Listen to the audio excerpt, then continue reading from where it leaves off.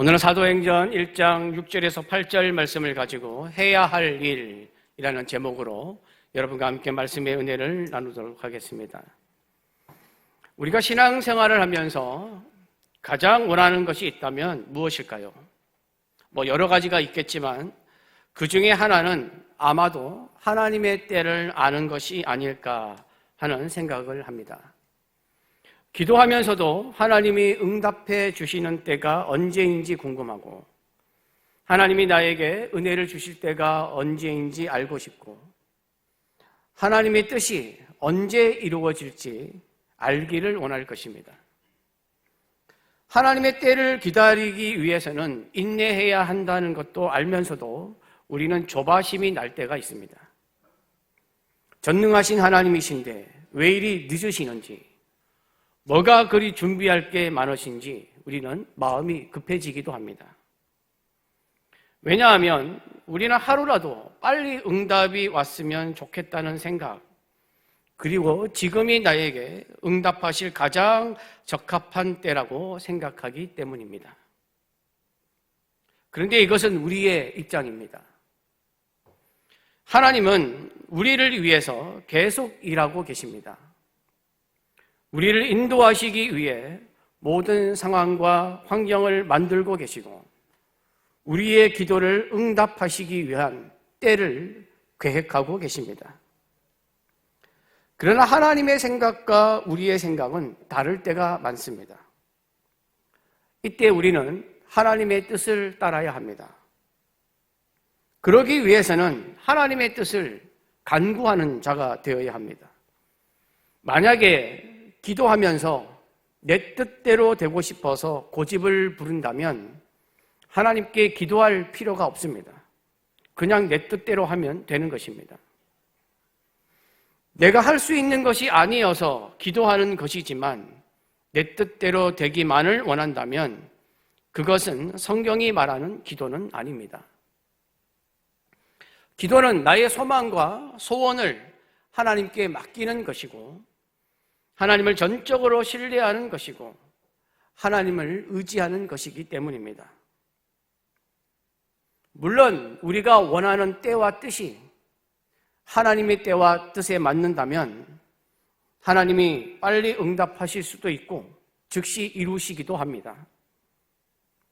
하지만 우리의 기도는 결국은 예수님의 기도처럼 되어야 합니다. 하나님, 내가 원하는 것이 있습니다. 나의 간구는 이것입니다. 그러나 나의 원대로 마시옵고 아버지의 원대로 하옵소서. 아버지의 원대로 하겠다는 고백은 하나님의 뜻을 위해서 내가 해야 할 일이 있다면 그것을 행하겠다는 뜻입니다. 오늘 본문 말씀에 보면 제자들이 부활하신 예수님께 때를 묻습니다.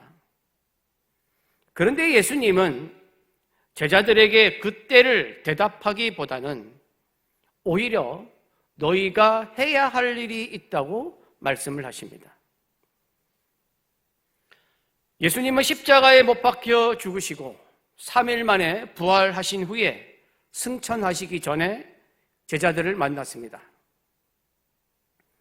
예수님의 제자들은 예수님이 십자가에 죽으시기 전에 예수님과 함께 다닐 때도 예수님이 인류의 구원을 위해서 하늘 보좌를 버리시고 이 땅에 내려오신 메시아라는 것을 잘 몰랐습니다.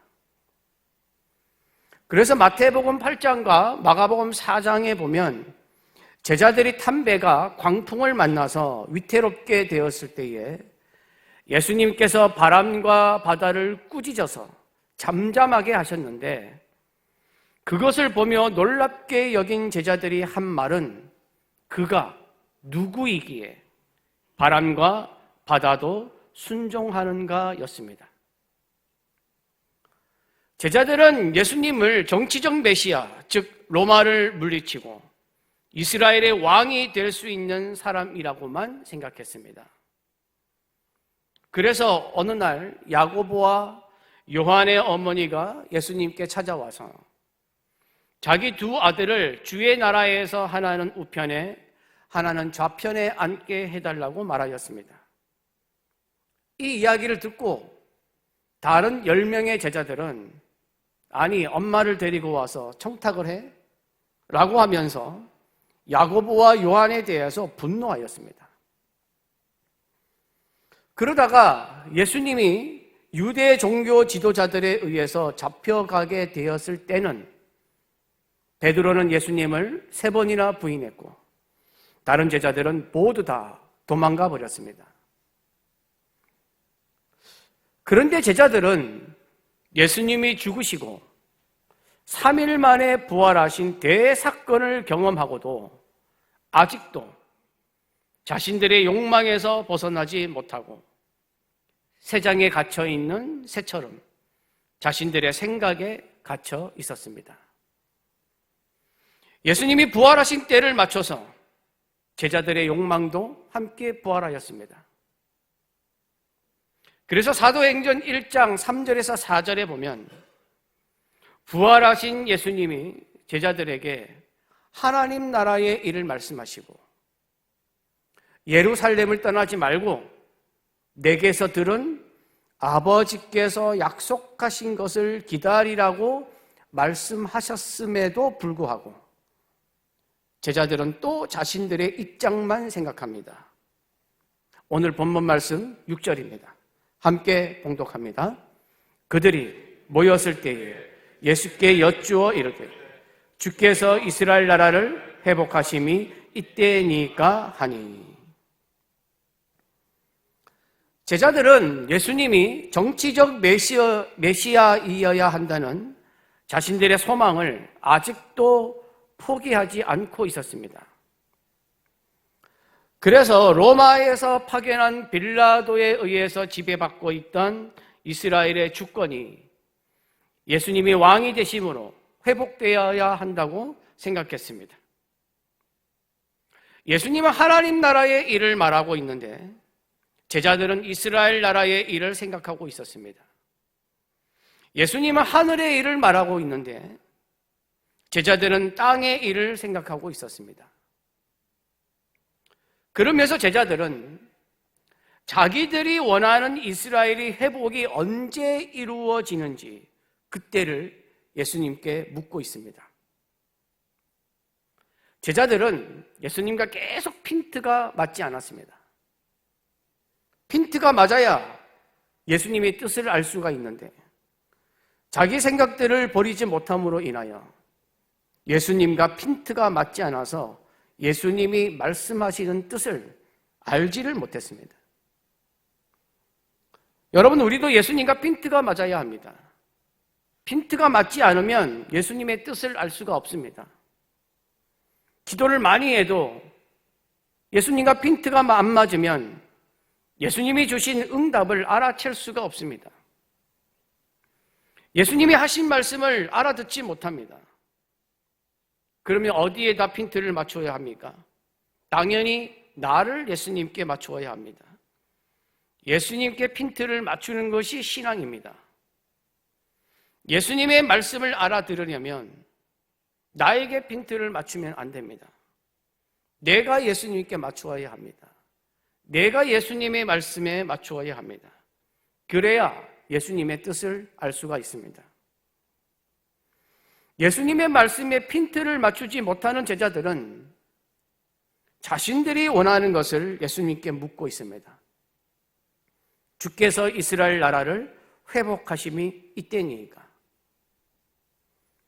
그러자 예수님이 말씀하십니다. 7절입니다. 함께 봉독합니다. 이르시되 때와 시기는 아버지께서 자기의 권한에 두셨으니 너희가 알 바 아니요. 예수님은 때와 시기는 아버지께서 자기의 권한에 두셨다라고 말씀하십니다. 여기서 말하는 때와 시기를 헬라어 원어로 보면 여러분들이 많이 들으셨던 크로노스와 카이로스를 말합니다. 때에 해당하는 헬라어는 크로노스이고 시기에 해당하는 헬라어는 카이로스입니다. 크로노스는 우리가 일반적으로 알고 있는 시간입니다. 과거와 현재와 미래로 계속해서 흘러가는 시간, 그것을 크로노스라고 말합니다. 그러면 카이로스는 뭐냐면, 카이로스는 그냥 흘러가는 시간이 아니라 기회를 잡는 시간, 의미 있는 시간, 하나님이 정하신 때 특별한 시간을 의미합니다. 헬라 신화에 보면은 이 크로노스와 카이로스를 신으로 표현합니다. 그래서 이 신의 모습을 그려놓은 게 있습니다. 그림을 한번 보여주십시오. 그런데 이 신을 그려놓은 모습이 크로노스와 카이로스를 아주 잘 설명하고 있습니다. 그래서 그림을 가져왔는데, 그림을 보시면 크로노스를 어떻게 그려놨냐면 자신의 자식을 잡아먹는 아주 잔인한 모습으로 묘사하고 있습니다. 이게 무슨 의미인가 하면, 세상에 창조된 모든 생명체는 시간이 흐르면 다 죽고 사라지기 때문에 시간이 모든 것을 삼켜버린다는 의미로 저렇게 그려놓은 것입니다. 다음 그림을 보여주십시오. 이 그림은 카이로스를 이제 그려놓은 것인데, 그림을 보면 앞머리는 머리카락이 풍성한데 뒷머리는 머리카락이 없습니다. 그리고 등에는 날개가 달려 있습니다. 지금 상반신만 그림을 가져왔는데, 그림 전체를 보면 발목에도 날개가 달려 있습니다. 그리고 한 손에는 무엇을 들고 있냐면 저울과 칼을 가지고 있습니다. 이게 어떤 의미인가 하면, 날개가 달린 것처럼 시간이 빠르게 지나갈 때에 그 안에 기회의 시간이 오는데, 그때 저울과 같은 정확한 판단과 날카로운 칼과 같은 결단력이 없으면 그 기회를 잡을 수 없다는 것을 묘사한 것입니다. 카이로스는 성경에서 하나님의 때, 즉 하나님이 계획하신 때, 하나님이 섭리하시는 때, 하나님이 역사하시는 때를 나타냅니다. 그래서 우리는 카이로스의 때를 기다리고 카이로스의 때를 놓치지 않고 카이로스의 때를 잡아야 한다는 의미로 성경에서는 때가 찼다, 때가 가까움이라, 때가 이름에, 때를 따라 돕는 은혜를 얻기 위하여 라고 말씀하고 있습니다.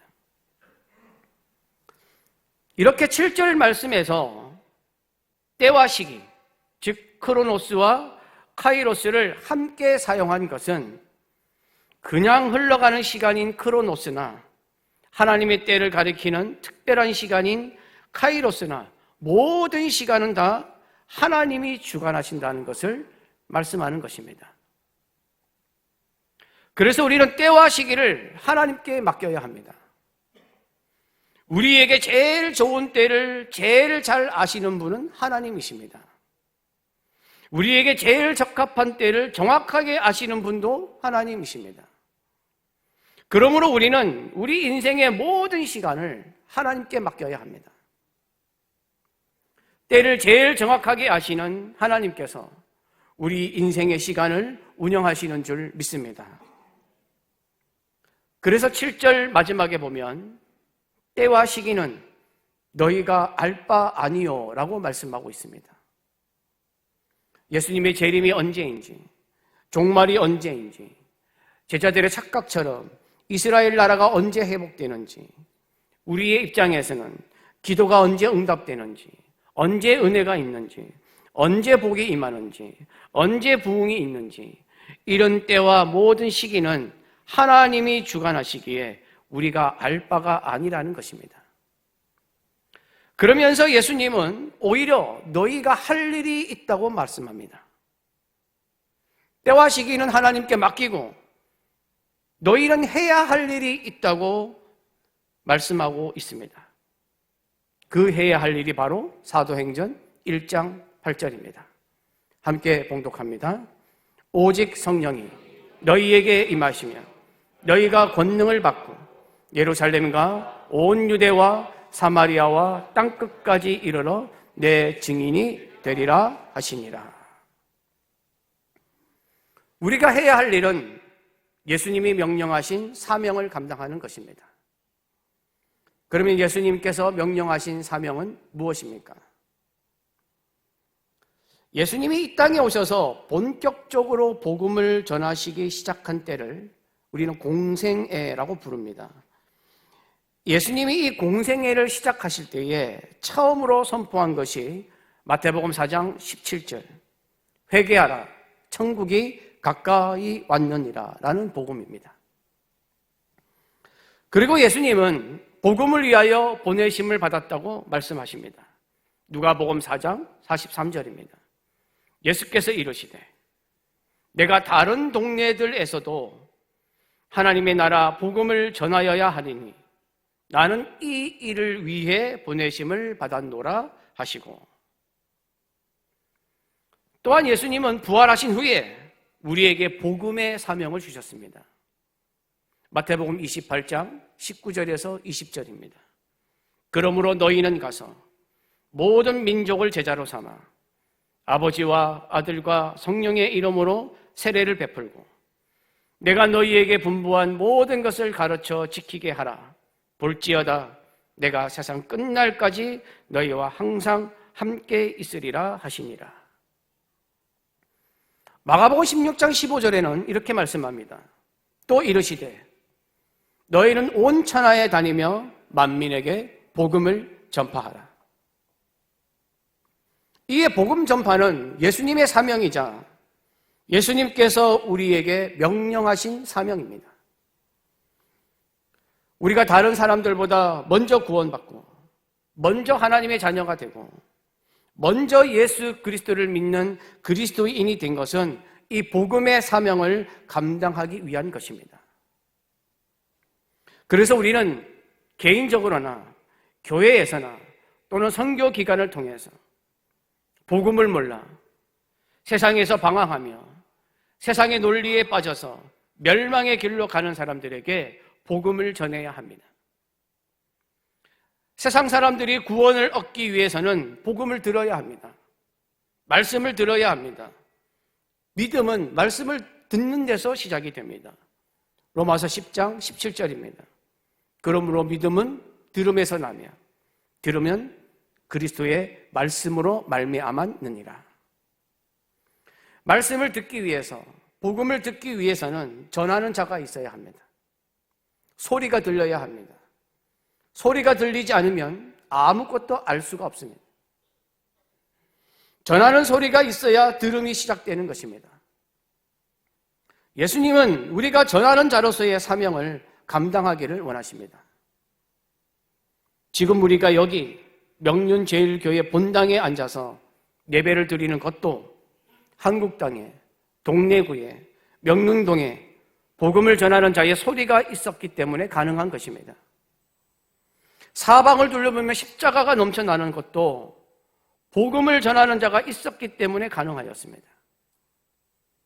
우리가 마음 놓고 기도하고 찬송하며 예배를 드릴 수 있는 것도 복음을 전하는 자가 있었기 때문에 가능한 것이었습니다. 지금의 대한민국도 복음을 전하는 자들 때문에 이만큼 된 것입니다. 당시 가난하고 전염병으로 보잘것없던 한국 땅에 들어와서 복음을 전하며 자신의 생명을 희생한 선교사들이 있었기 때문에 우리가 지금 여기에 앉아서 자유롭게 예배를 드릴 수 있는 것입니다. 여러분, 한국 땅을 복음의 땅으로 만들기 위해 수많은 선교사의 희생이 있었습니다. 서울 마포구 합정동에 가면 양화진 외국인 선교사 묘원이 있습니다. 거기에 가면 이 땅, 이 대한민국 땅을 위해서 희생하신 15개국의 417명이 잠들어 계십니다. 그 선교사님들이 계셨기에 대한민국이 발전하기 시작한 것이고 그 선교사님들의 희생으로 인하여 우리 교회가 세워진 것입니다. 우리가 받았던 선교사님들의 희생과 복음을 이제는 우리가 담당해야 한다고 성경은 말씀하고 있습니다.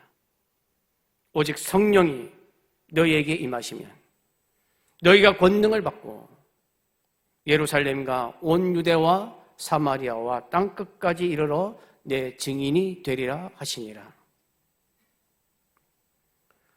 우리가 복음을 담당하기 위해서는 주님이 주시는 힘을 가져야 합니다.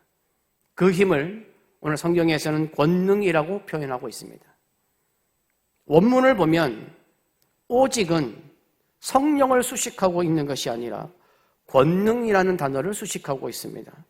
그래서 오직 권능을 받고, 복음 전파의 필수적인 것은 바로 권능을 받는 것입니다. 권능은 위로부터 내려오는 성령의 힘을 말합니다. 병을 고치고 귀신을 물리치고 원수의 모든 능력을 제어하는 성령의 힘을 말합니다. 구원을 주시는 하나님의 능력입니다. 우리는 우리의 힘으로 복음을 전하는 것이 아니라 주님이 주시는 힘으로, 권능으로 복음을 전해야 합니다. 그러므로 복음을 전하기 위해서는 기도가 필요합니다. 주님께 간구해야 합니다. 주님의 권능이 임하도록 기도해야 합니다. 기도할 때 성령이 임하십니다. 성령이 임하셔야 권능으로 인하여 역사가 일어나고 기적이 일어나고 우리가 생각지도 못하는 놀라운 일들이 곳곳에서 일어날 줄 믿습니다. 또한 우리가 전하는 복음의 대상은 한정되어 있지 않습니다. 오늘 성경은 말합니다. 예루살렘과 온 유대. 예루살렘과 온 유대는 동족을 말합니다. 가까운 자들을 말합니다. 가족에게, 부모에게, 친족에게, 친구에게, 이웃에게 복음을 전해야 합니다. 사마리아에도 전해야 합니다. 사마리아는 유대인들이 증오하는 민족입니다. 증오하는 대상에게도, 미워하는 대상에게도, 보고 싶지 않은 대상에게도 복음은 전해져야 합니다. 일본에게도 전해져야 합니다. 북한에게도 전해져야 합니다. 말다툼한 이웃에게도 전해야 합니다. 복음에는 제외되는 대상이 없습니다. 이방인에게도 전해져야 하고 세상 사람들에게도 전해져야 합니다. 교도소에도 전해야 하고 장애인들에게도 전해져야 합니다. 미국과 유럽과 아시아와 아프리카 모든 곳에 전해져야 합니다. 가까운 곳에서부터 저 먼 곳에 이르기까지 복음은 전해져야 합니다.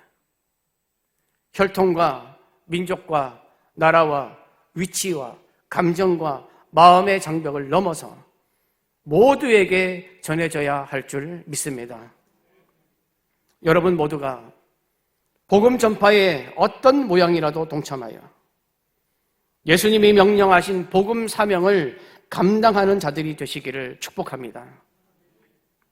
우리를 구원하시고 부활하신 예수님이 우리에게 명령하시고 부탁하신 사명은 복음을 전하는 것임을 반드시 기억하시고 여러분 모두가 주님의 증인이 되는 사명을 감당하는 참된 그리스도인이 되시기를 간절히 바랍니다.